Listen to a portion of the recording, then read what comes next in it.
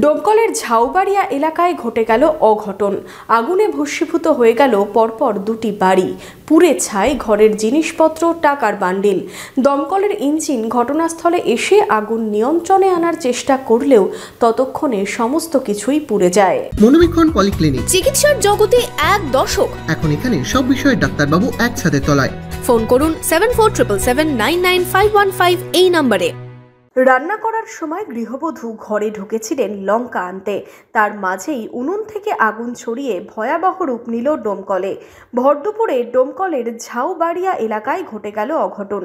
আগুনে ভস্মীভূত হয়ে গেল পরপর দুটি বাড়ি। দমকল আসলেও শেষ রক্ষা হলো না।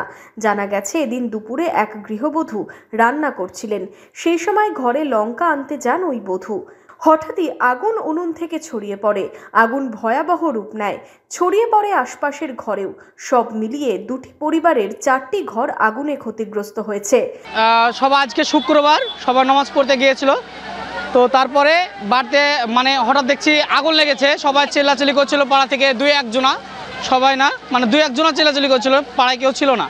তারপর আপনার ওখানে দেখছি, পরে গেলাম, তারপর দেখছি তো একটা মেয়ে বেরিয়ে এলো। তারপর দেখলাম যে রান্না করছিল।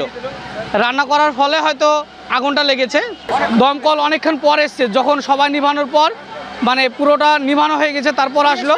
এখানে মূলত আমরা লোক মারফত যেটা জানতে পারছি সেটা হচ্ছে রান্না করতে গিয়ে রান্নার উনুন থেকে আগুনটা লেগেছে।